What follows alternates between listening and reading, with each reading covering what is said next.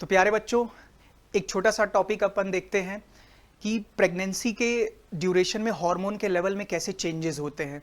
यहाँ पे बेसिकली अपन कौन कौन से हार्मोन की बात करेंगे, एचसीजी के बारे में बात करेंगे, प्रोजेस्टेरॉन, एस्ट्रोजन के बारे में बात करेंगे। ठीक है, तो इस टॉपिक को स्टार्ट करने से पहले सबसे पहले अपन पीछे चलते हैं, मेंस्ट्रुअल साइकिल में चलते हैं। तो बताओ, मेंस्ट्रुअल साइकिल में ओव्यूलेशन कब होता है? साइकिल के मिड में 14 डेज पे होता है। ठीक है, तो जो मैच्योर ग्राफियन फॉलिकल थी वो फटती है और उससे क्या निकलता है? उससे क्या निकलता है? सेकेंडरी oocyte निकलता है। ठीक है, अब मान लो फर्टिलाइजेशन हो गया।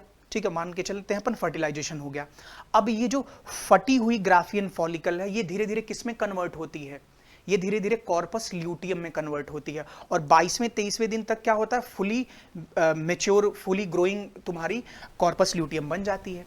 अब कॉर्पस ल्यूटियम क्या सिक्रीट करती है? ज्यादा मात्रा में तो ये क्या सिक्रीट करती है? प्रोजेस्टेरॉन हार्मोन, और कुछ मात्रा में एस्ट्रोजन हार्मोन भी सिक्रीट करती है।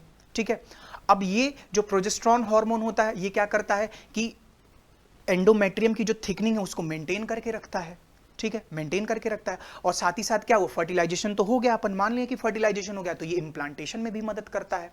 ठीक है, इम्प्लांटेशन में भी मदद करता है। तो सुनना ध्यान से, तो अगर मान लो 14वें दिन फर्टिलाइजेशन हुआ तो फर्टिलाइजेशन के लगभग 7 से 8 दिन बाद क्या होता है? इम्प्लांटेशन होता है। तो 21वें 22वें दिन क्या हुआ? इम्प्लांटेशन होता है। कहाँ? एंडोमेट्रियम में इम्प्लांटेशन होता है। ठीक है, अब सुनना ध्यान से, अब ये तुम्हारे 22वें 23वें दिन तक तुम्हारा क्या बन गया है? कॉर्पस ल्यूटियम बन गया है। क्या बन गया है? कॉर्पस ल्यूटियम बन गया है।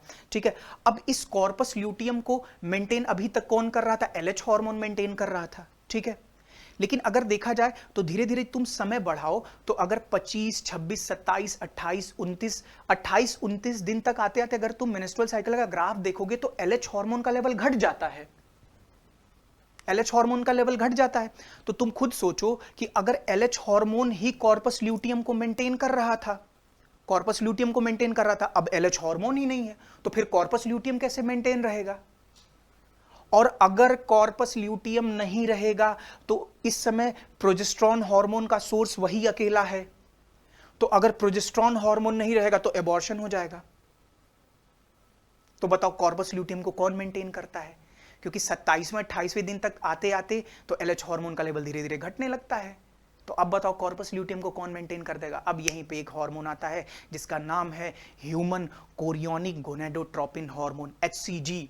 ठीक है, तो क्या होता है? एचसीजी जो होता है बेटा, ये कौन सिक्रीट करता है? जो तुम्हारी अर्ली प्लेसेंटा होती है, जो ट्रोफोब्लास्ट की सेल्स होती है, ये एचसीजी सिक्रीट करती हैं। और ये एचसीजी, ये जो ह्यूमन कोरियोनिक गोनेडोट्रोपिन हार्मोन है, ये कॉर्पस ल्यूटियम को 3 महीने तक मेंटेन करके रखता है ओवरी के अंदर। वो बोलता है कि भाई हम तुमको मेंटेन करके रखेंगे, तुम भर भर के प्रोजेस्टेरॉन हार्मोन बनाते रहना ताकि प्रेगनेंसी बनी रहे। समझ गए? 3 महीने तक प्रोजेस्टेरॉन हार्मोन को सिक्रीट करने का जिम्मा किसके पास है? कॉर्पस ल्यूटियम के पास है। और उस कॉर्पस ल्यूटियम को 3 महीने तक मेंटेन कौन करता है? एचसीजी हार्मोन मेंटेन करता है। और एचसीजी हार्मोन कौन निकालता है? Early placenta. ठीक है, अर्ली प्लेसेंटा। ठीक है भाई, तो इतनी बात याद रखो। सही है, तो आओ अपन देखते हैं। तो जैसे मान लो ये ग्राफ के माध्यम से देखते हैं, जैसे मान लो फर्टिलाइजेशन हुआ। ठीक है, फर्टिलाइजेशन हुआ, ये वीक्स में दिया हुआ है। ठीक है, ये 4, 8, 12, 16, 20, 24, 28 ये वीक्स में दिया हुआ है। तो देखो यहाँ पे क्या होता है कि जैसे मान लो ये तुम्हारा 3rd मंथ हुआ, यहाँ पे 12 वीक 3rd मंथ हुआ। तो देखो 3rd मंथ के आसपास एचसीजी का लेवल एकदम टॉप पे, एचसीजी का लेवल बढ़ता रहता है ऐसे। ठीक है, एचसीजी का लेवल एकदम बढ़ा हुआ है। ठीक है, 3 महीने तक। तो 3 महीने तक बढ़ा हुआ एचसीजी का लेवल क्या कर रहा है? कॉर्पस ल्यूटियम को मेंटेन कर रहा है ओवरी के अंदर। समझ गए?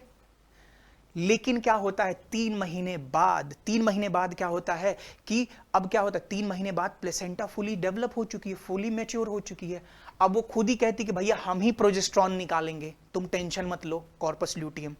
ठीक है, तो 3 महीने के बाद क्या हो जाता है? 3 महीने के बाद तो सारा प्रोजेस्टेरॉन का जिम्मा कौन ले लेता है? कौन लेता है? प्लेसेंटा ले लेती है। तो 3 महीने के बाद तो कॉर्पस ल्यूटियम को मेंटेन करने की जरूरत है नहीं। तो धीरे धीरे बेटा क्या हो जाता है? ये हार्मोन का लेवल ड्रॉप हो जाता है। देखो धीरे धीरे हार्मोन का लेवल क्या हुआ है? ड्रॉप हो गया है। ठीक है, तो 3 महीने तक एचसीजी का लेवल बढ़ा रहता है। समझ गए?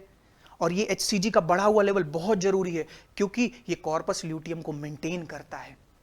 अच्छा, एक बात और तुमको मैं बताऊं, तुमको पता चलता है कि जैसे मान लो मैं बोला कि नेक्स्ट मेंस्ट्रुअल साइकिल नहीं आए, तो ये क्या होता है कि अगर मेंस्ट्रुअल साइकिल अगली स्टॉप हो गई तो ये क्या है, ये प्रेगनेंसी का इंडिकेटर है। तो तुम क्या करते हो, तुम टेस्ट कैसे करते हो, प्रेगनेंसी टेस्ट कैसे करते हो, वो जो तुम किट लाते हो, प्रेगनेंसी टेस्ट करने वाला एक किट आता है और उसमें यूरिन सैंपल के through, urine as a sample उसमें तुम पुट करते हो, तो वहां से क्या होता है, वहां से अपन को पता चल जाता है कि प्रेगनेंसी है या नहीं है। तो वहां कौन बताता है प्रेगनेंसी है या नहीं, कैसे आइडिया लगाते हैं? अरे मेरे भाई HCG ही होता है, वहां पे HCG को ही डिटेक्ट करते हैं।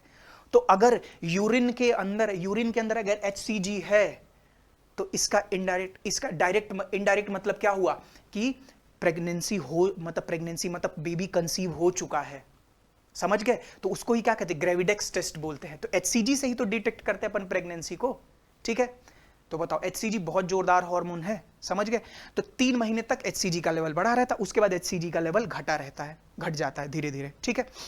एक बात याद रखना कि पहले 3 महीने तक प्रोजेस्टेरॉन का सोर्स कौन है, कॉर्पस ल्यूटियम इन ओवरी। लेकिन आगे 6 महीने तक उसका सोर्स कौन है बेटा, बोलो भाई, कौन सोर्स है? प्लेसेंटा। तो पूरे 9 महीने तक अपन को प्रोजेस्टेरॉन घटा के नहीं रखना है। अगर पूरे 9 महीने में कहीं भी किसी भी महीने में अगर प्रोजेस्टेरॉन का लेवल घट गया तो अबॉर्शन तो पक्का होगा, गारंटी है अबॉर्शन होगा। तो प्रोजेस्टेरॉन का लेवल मेंटेन करके रखा जाता है। तो ये छोटा सा कॉन्सेप्ट हुआ कि HCG कैसे काम करता है, ठीक है? All the best.